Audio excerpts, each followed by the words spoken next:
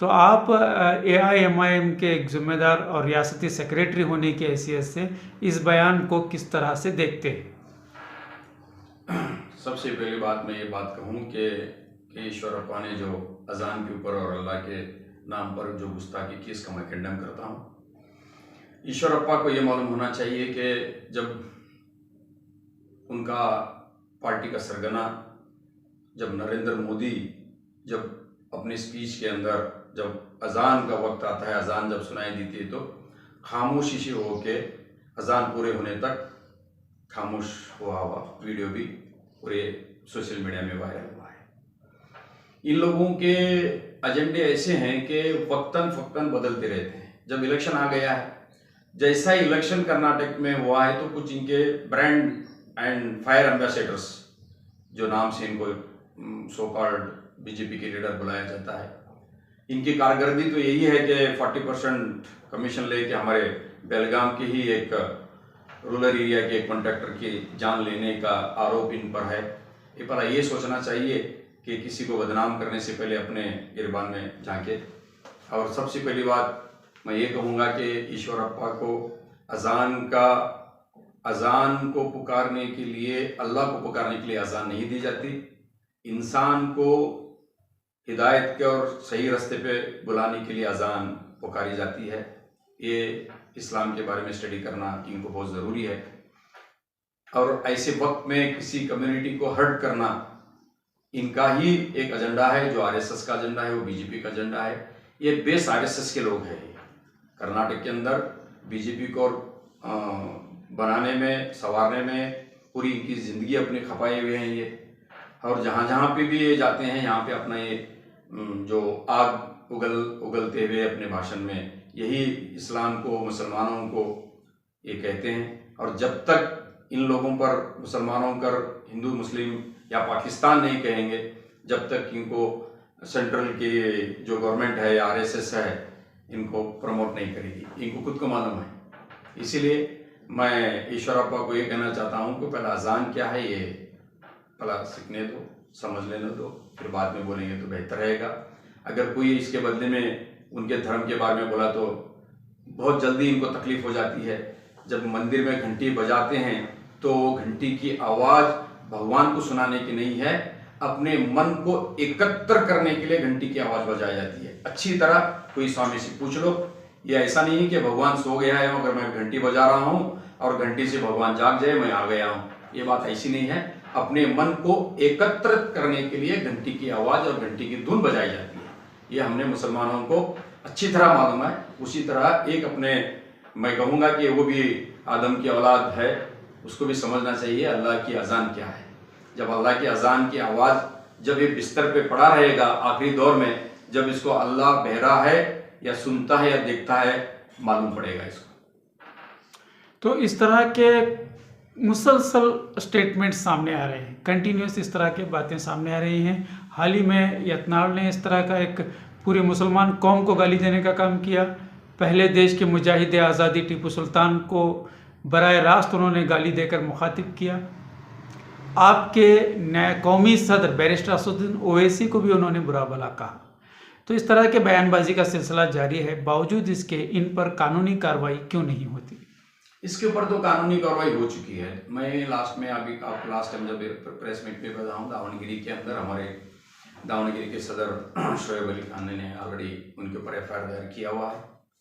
मैं आपको कहूँगा कि ये JDS में जब थे, जब इन्होंने बीजापुर के अंदर मुसलमानों के घर में जाके टोपी डालेकर, शॉल डोल लेकर, अब एक मुल्ला बोल के कहने वाले अपनी वीडियो में इजहार से किया है कि इन लोगों को सुबह और शाम बिरयानी नॉनवेज चाहिए, और उनको कौन सा नॉनवेज है वो भी पता नहीं चलता। मेरी जुबान से बोलना भी अच्छा नहीं लगता, लेकिन ये लोगों ने जो है ना, अंदरूनी हालत इनकी अलग है और बाहरी दिखाने की एक हालत अलग है। मैं हमारे लोगों को भड़काने की कोशिश कर रहे हैं। मैं इसी तरह अपने हिंदू भाइयों से भी ये कहूँगा कि इनके भड़काव में मत आए। ये अपने वोट के लिए हिंदू मुस्लिम लड़वा के अपने आपस में इन्होंने लड़वाएंगे और अपना फायदा करके लेंगे। इसीलिए इन्होंने अंदरूनी हालत के ऊपर मुसलमानों की बिरयानी बहुत अच्छी लगती है, लेकिन इनकी जुबान के ऊपर जो मुसलमान को गाली देने की बात तुमको बहुत अच्छी लगती है, ये दोनों से भी परहेज करना बहुत ज़रूरी है। इसलिए मैं ये कहूँगा कि आने वाला जो इलेक्शन है 2023 का, उसके अंदर बीजापुर के अवाम इस जो बंदा है जो वक्त के साथ में अपना गिरगुट का रंग बदलता है, इसको अपना असली रंग बताएंगे। इंशाल्लाह आने वाले दिनों के अंदर वहाँ के अवाम जाग चुके हैं, हिंदू मुस्लिम जी जाग चुके हैं। वहाँ से बहुत से जो हिंदू भाई हैं आज इस बात के ऊपर खुद कहते हैं कि बीजापुर की हमारी ये सभ्यता और ये हमारी तहजीब नहीं है, क्योंकि हम सब लोग मिलके गंगा जमुना की तहजीब से हमने जीते आए हैं और जिएंगे, ये बात है कि लेकिन उसको सिर्फ सेंट्रल का एक मिनिस्टर बनना है, एक सेंट्रल लेवल के अंदर की वाहवा लेना है, इसलिए वो अपने लीडरों को खुश करने के लिए ऐसी बयानबाजी करता है। ईश्वरप्पा का स्टेटमेंट इलेक्शन के मद्देनज़र ही हो सकता है आपके हिसाब से, तो कितना फ़ायदा है ईश्वरप्पा को इस बार इसमें? ईश्वरप्पा ने खुद कहा है कि मैंने जब इलेक्शन में जब बैठा तो उसका प्रेस मीट मंगलोर में हुआ, अभी भी मैंने देखा कि उन्हें बोला कि पहले जब मेरे जो पोलिंग बूथ के अंदर एक भी 69,000 उनके वोट थे, एक भी पोलिंग बूथ में मेरे को एक वोट नहीं पड़ा। जैसा जैसा मेरे इलेक्शन होते रहे वैसा मैं मुसलमानों के वोट लेते रहा हूँ, अपने बयान में कहा है। तो जब खुद एक वक्त में कहा था कि मुसलमानों की मुझे वोटों की कोई जरूरत नहीं है, और मुसलमान अगर हमारी पार्टी में आना चाहते तो बोला कि मेरे ऑफिस में झाड़ू मारना पड़ेगा, ऐसे इनके डबल बयान रहते हैं। ठीक है, बात ऐसा है कि अजान और हलाल का बहुत से कोशिश करके देख चुके हैं, ये हर चीज के ऊपर आजमा चुके हैं, लेकिन कर्नाटक की अवाम इस तरह समझ गई है कि इनके बयानबाजियों के अंदर न आते हुए, अब हुबली का ही मसला लो, एक छोटे से हमने इंसाफ मांगने के लिए गया, जिन लोगों ने लेजर छोड़ा था जिसमें गुम्बद के ऊपर एक गलत स्टेटमेंट उन्होंने एक वीडियो बना के वायरल किया था, तो मुसलमानों ने एक कानूनी तरीके से एजिटेशन करने गए, उनके ऊपर यूएपी लगा हुआ। ये खुलेआम इन्होंने मुसलमानों का हर्ट करते हैं तो इनके ऊपर कोई कानूनी कार्रवाई नहीं होती।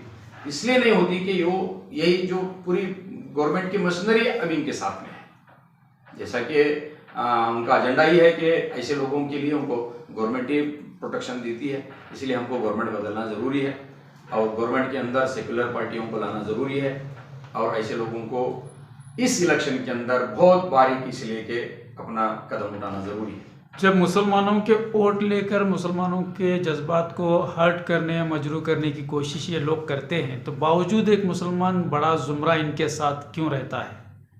बीजेपी की हिमायत में खासकर ईश्वरप्पा के साथ बहुत सारे मुसलमान उनके साथ उठते बैठते हैं, उनकी दावतें करते हैं, अफ्तार पार्टियां चलती हैं, इस तरह को बहुत से देखा गया है। तो ये मुसलमान हैं भी या नहीं, इस तरह का एक सवाल आमतौर पर, या फिर मुसलमान हैं तो फिर ये इस तरह की बयानबाजी की मजम्मत क्यों नहीं करते? सियासी पहलू से अगर जमहूरियत के अंदाज में देखा गया तो हर इंसान अपने अपने पार्टी की क़यादत करने के लिए अपनी अपनी पोजीशन संभालने के लिए जाता है, लेकिन ये समझना चाहिए मुसलमानों को, जिसने अपनी वोट लेकर अपनी ताकत पर, मुसलमानों के वोटों की ताकत पर या दलितों के अदर ओबीसी लोगों की ताकत पर जब सत्ता और गवर्नमेंट बनती है, वही ताकत पे लेकर हमारे पर जुल्म होता है, तो इलेक्शन के वक्त तो हर वादे तो होते हैं, हम प्रोडक्शन देंगे, हम हर चीज़ को फ्री करेंगे, लेकिन सबसे पहली बात मैं ये कहूँगा कि जब संविधान के दायरे में वो कोई मिनिस्टर हो या कोई आम आदमी हो, संविधान को अगर उल्लंघन करता है तो उसके ऊपर कानूनी कार्रवाई होना चाहिए, तो ये कानूनी कार्रवाई नहीं होती। इसीलिए एक तबका तो बोले ना, मुसलमानों ने बीजेपी का साथ दिया, तो ये बहुत मुसलमानों की बदनसीबी है कि ऐसे लोग भी जो जुल्म करने वाली ताकत और जुल्म करने वाली पार्टी का साथ देते हैं। एक आखिरी सवाल ये है कि आप इस वक्त बेलगाम नॉर्थ से कॉन्टेस्ट कर रहे हैं, IMIM की नुमाइंदगी कर रहे हैं, और आप का दावा है कि यहाँ से आप जीत हासिल करेंगे तो बहुत सारे मसाइल पर काम करेंगे। तो इस तरह के जो बयानबाजी है, इस तरह की फ़िरका परस्त ताकतों की जो फ़िरका परस्त ताकतों का जो जुल्म बढ़ता जा रहा है, इस तरह की आए दिन इस्लाम और मुसलमानों के खिलाफ बयानबाजी का सिलसिला जारी है, मुसलमानों को के जज्बात को मजरूह करने की कोशिश की जा रही है, तो आपकी पार्टी जितने भी सीट्स यहाँ पर लड़ रहे हैं, अगर इक़्तिदार में आ जाएं तो आप क्या इन पर कार्रवाई करने का काम करेंगे? आपने सही कहा कि मैंने बेलगाम नॉर्थ 11 पर लड़ाई मैं दावा पेश किया हूँ, मतलब मैंने लड़ रहा हूँ इंशाल्लाह। बेलगाम सिटी और बेलगाम का जो नॉर्थ साउथ रूरल एक ऐसा हिस्सा है जहाँ पे भाषा विवाद है, गड़ी विवाद है, और यहाँ पर हर इंसान अपने अपने दावेदारी पेश करने की अभी ऑलरेडी कोशिश कर रहा है।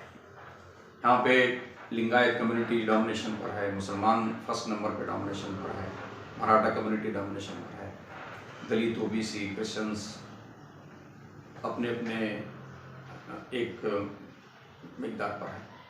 लेकिन मैं ये कहूँगा कि यहाँ पर जब भी समिति 1956 से लेके जब हम कांग्रेस में थे 99 के अंदर तरले एमएलए थे, उस टाइम ने रमेश कुर्ची को हमने जिताया, मुसलमानों ने जिताया, कुछ मराठे के जिम्मेदारों ने भी जिताया, और दलितों ने भी जिताया, लिंगायतों ने भी जिताया, सब लोगों का योगदान है इसमें।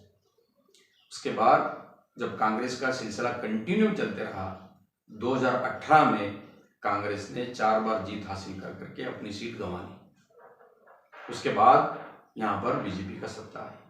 जब बीजेपी की सत्ता आई तो उस वक्त में कन्नड़ मराठी का कोई मामला नहीं रहा, क्योंकि समिति का एक एक्स कारपोरेटर, एक महाराणा बैंक का चेयरमैन बाला साहब काकतकर ने सिर्फ अपने 800 वोट लेकर अपनी ताकत बता दी। इससे अंदाजा लगता है कि बेलगाम के अंदर कन्नड़ मराठी खत्म हो चुका है, अब कोई मुद्दा नहीं रहा, वो सियासती मुद्दा रहा है। अब हमको सियासी बेदारी होना चाहिए। ज़रूरी है कि हर अपने अपने समाज, अपने अपने जात पंथ के लोग अपनी नुमाइंदगी जब पेश करते हैं, तो मैं अपने लोगों से ये अपील करना चाहता हूँ कि यहाँ पे अमन हो। कई लोग मेरे से भी कुछ सवाल पूछे कि यहाँ पे जब कांग्रेस की गवर्नमेंट थी तो दंगे फसाद 10 सालों में बहुत हुए, तो मैं कहूँगा कि दंगे फसाद करने वाले बीजेपी के लोग थे, जहाँ पे बीजेपी की गढ़ माना जाती है। उसमें नाकामयाब होने वाले जो है वो कांग्रेस के सत्ते में बैठने वाले, उनको दबाने की कोशिश नहीं की। इसीलिए आज वो सत्ते में आए हैं, इसलिए दंगा नहीं करवा रहे हैं। कि दंगा करवाने वाले वो थे, उनको दबाने वाले कांग्रेस वो खामोश थे, क्योंकि मुसलमान डर के अपने पास आए और दंगा करके बचाने के लिए बीजेपी वाले अपने पास आए। ये डिवाइड एंड रूल पॉलिसी जो है ये पहले से चलती आई है। अगर भारत के अंदर सबसे ज़्यादा अगर दंगे अगर हुए होंगे तो कांग्रेस गवर्नमेंट में हुए हैं। ये नौजवानों को भी होना चाहिए, इतिहास पढ़ लेना चाहिए। हमने तो बहुत अच्छी तरह करीब से देखा है, वो बाबरी मस्जिद की शहादत हो या 2002 का जो गुजरात का दंगा हो, इसके अंदर बराबरी के हिस्सेदार कांग्रेस वाले हैं। इसलिए कांग्रेस वाले खुल के नहीं बोलना चाहते, क्योंकि अगर खुल के अगर बोलेंगे तो एक दूसरे के भाई भाई नाराज हो जाएंगे। इसीलिए मैं आवाम से अपील करता हूँ कि इस बार MIM को वोट दें, कामयाब करें। इंशाल्लाह आने वाले दिनों में ऐसा कोई मसला के सामने हम खड़े रहेंगे कि ऐसा कोई मसला हल ना हो, ऐसा कोई मौका ही नहीं देंगे हम इंशाल्लाह। बहुत बहुत शुक्रिया हमारे साथ बात करने का।